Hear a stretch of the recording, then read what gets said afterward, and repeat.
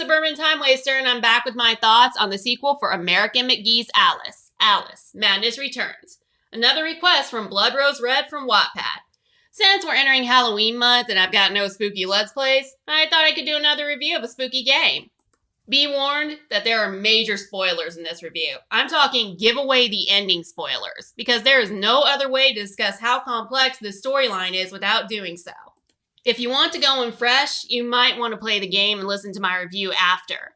Another thing I should warn you is that this review, like the game, contains some extremely triggering content, such as rape, child prostitution, victim blaming, gaslighting, and torture, among other things. You have been warned. 10 years ago, after a fire killed her family, Alice Little fought her way through a corrupt Wonderland in her mind. Now she's trying to regain some semblance of a normal life, only to have to fight her way through Wonderland once again. Will Alice be victorious, or will insanity overtake her? That's right, Alice slipped back into insanity after conquering her demons in the last game. Which is understandable because, let's be honest, it's a little unbelievable to think that she'd be okay after everything that's happened. Especially when you consider that, since Alice's family is dead, she'd have no place to go. So Alice ends up at Houndsditch Home for Wayward Youth under the care of Dr. Angus Bumby, who tries to help her forget the traumatic memories from her past. First, let me tell you that this so-called therapy is actually gaslighting to not only rewrite Alice's memory of the fire, but to manipulate her into a life of prostitution. For Houndsditch is a front for child trafficking, and Bumby's purposely picking out children who have no place to go. He pretends to be a confident and parental figure, and, when he has fully gained their trust, sells them as prostitutes. Not only that, but he is also the one responsible for the fire that killed Alice's family, which I'll go into more detail about later. Remember how the last game took place entirely in Wonderland? This game changes things up a bit by showing some segments in London while slowly venturing into Wonderland. The first London segment has Alice getting medicine for Bumby from Pris Witless, a nurse in the asylum who's blackmailing Alice into doing free labor for her. This becomes the first segment into Wonderland, where Alice has to go through an evil factory where the dormouse and the marsh hare literally work the dodo employees to death, which is a clear reference to the deplorable nature of Victorian factories, but can also work as a reference to the slave labor Alice has to do for Nurse Witless's silence. The second London segment is about Alice narrowly avoiding a rape experience to see her former nanny turned prostitute, Nan Sharp, not only to be harassed by two men, but to get slapped by a pimp. This leads to the next chapter in Wonderland, where Alice has to help Walrus and Carpenter put on a show, not realizing that she just helped them gather sentient ocean citizens for the walrus to eat until it's too late. While this is supposed to be a metaphor for pimping, I believe that there's more to this level than meets the eye, which I will talk about later. In the third London segment, Alice visits her former attorney to get the stuffed rabbit he unlawfully took from her. The Asian art in his office inspires Alice to visit a country in Wonderland that's a blend of both Chinese and Japanese culture, which is an inaccurate representation of both countries. This is justified since Alice has never been to either one in her life. During Alice's journey to see the caterpillar, she comes across innocent peasant origami ants brutally attacked by samurai wasps. While this could be taken as a reference to the historical British colonization of the East during that time period, in the case of Alice, it represents how the weak get overtaken by the powerful, which is how she feels throughout the game. At the same time, the ants see Alice as their savior, which reflects her desire to be the hero. The very last Victorian segment is when Alice gets thrown in a jail cell after accusing the pimp who slapped her of burning down a pub/brothel. The jail cell turns into the dungeon of the Red Queen, who Alice thinks she must defeat once again to save Wonderland. However, despite the Red Queen's actions, she's not the villain of this story. Just like how Alice believed that the pimp, while an awful man, was the villain when the true villain was right in front of her eyes. After that is the final part of the game, the dollhouse. It's unique in that there's no Victorian segment. Instead, it begins with an asylum flashback showing the torture and humiliation Alice went through, then slowly goes to the dollhouse, where the true enemy is revealed.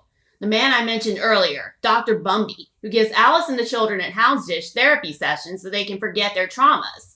Since forgetting is essentially a bad therapy practice altogether, the true purpose was to erase their minds until they become a blank slate, and then sell the blank slates to satisfy the twisted desires of the rich. It was not only Bumby's plan for Alice, but he also wanted to erase her memory of the fire. Years ago, Bumby was obsessed with Alice's sister, Lizzie, and snuck into their mansion late at night to rape and murder her, then burned the mansion down to erase any evidence of what he'd done. In Wonderland, Alice's mind turns Bumby into a creature known as the Doll Maker because, through his sadistic methods, he's making dolls for the sick citizens of Victorian London to play with. Unless you're sick in the head, you have to find all of this incredibly disturbing, and the game ain't sugarcoating it. They do the exact opposite by not shying away from the horrors. The chapter with the walrus and the carpenter shows the walrus eating the oyster dancers alive while they scream in terror, helpless to do anything else. It does not censor the walrus devouring the very performers who thought they were only supposed to put on a show and didn't even know the price, which could also be a reference for modern day Hollywood now that I think about it.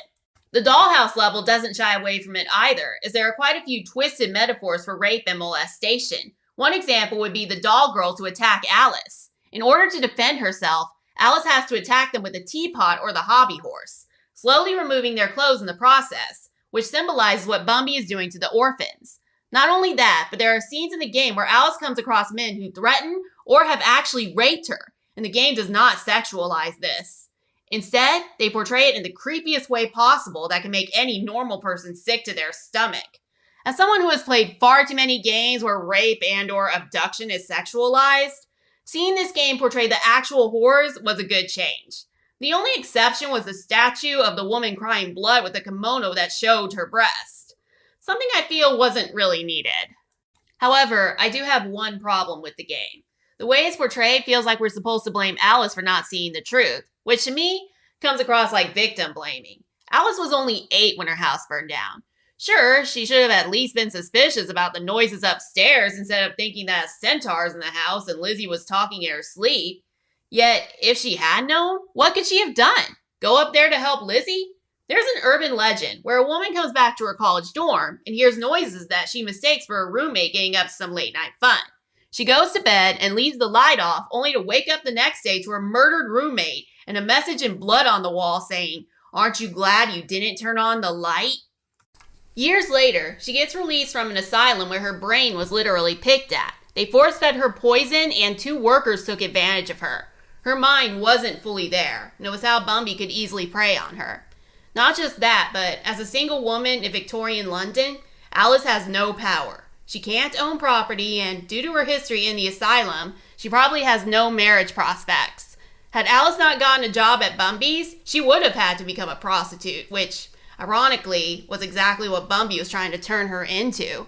Subconsciously, Alice must have been aware because that chapter with the walrus and the carpenter felt more like a metaphor for sex trafficking than it did regular prostitution. Promising a comfortable life to unsuspecting women only for them to not find out the truth until it's too late. Alice, being the one who helped the oyster dancers get ready for the show, unwittingly played a part in their demise, similar to how she unwittingly played a part in the capture of those children, as if she knew what was going on but didn't want to admit to it. Even if Alice was consciously aware, what could she have done? As Bumby points out, if Alice had gone to the authorities, who would they believe? A respected therapist or a former asylum patient?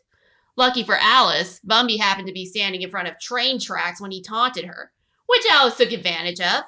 While the children under Bumby's care could never be whole again, hopefully they'll at least get the help they need. In London, all you do is walk around. In Wonderland, you're a freaking powerhouse. You can kill enemies with a knife, a pepper grinder, a hobby horse, or a teapot. If that's not enough, you can collect teeth to upgrade them to their most powerful level. You can jump and glide to where you need to go, and shrink to not only find secret locations, but see hidden platforms. Though the camera can get a little wonky to the point where you and the enemy you're fighting completely disappear from the screen. For anyone buying the game on Steam, I warn you that there's a serious coding problem. In the game, you pick up an umbrella, which you can use to block while locked onto enemies, but when you push the button, the umbrella doesn't even appear. Trust me when I say that this will get really irritating really fast, especially with enemies where you need the umbrella to beat them. I had to Google how to get around it and mess with the coding in the files just to use the umbrella, and since it's an old game, I doubt Steam's updating it. You also have a time bomb, which you'll end up using more as a glorified paperweight than anything else. During the game, you can also collect bottles with artwork, shoot pig snouts to access different areas, or get more teeth, and collect memories so you can get the full story. Though I should warn you that the game isn't open sandbox, so if you miss any, you'll have to actually use the chapter select and start the game over right from that chapter. which I've actually had to do a couple of times. This is why, if you're going to have a collection side quest, you need to make the game an open world. So if you miss something, you can always go back and get it. Despite the many enemies you'll find in this game, there are no boss battles to be found. Sure, the game teases boss battles throughout each chapter, like Chapter 1 teasing the Dormouse and the Marsh Hare, and Chapter 4 teasing the Executioner. Instead, both villains are easily taken care of in a cutscene.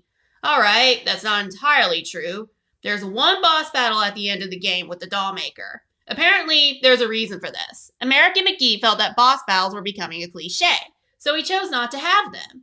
The only reason there's a boss battle at the end of the game was because he wanted to end it on an epic note. Unfortunately, he failed to realize that boss battles are the point of battle games in general. You gather weapons, you practice your fighting skills, so you can take on the big boss at the end of the section. Otherwise, what's the point? This game is addictive, yet disturbing. I give it 7 out of 10. Stay away if you're easily triggered, but otherwise, enjoy. This is Suburban Time Waster, signing out.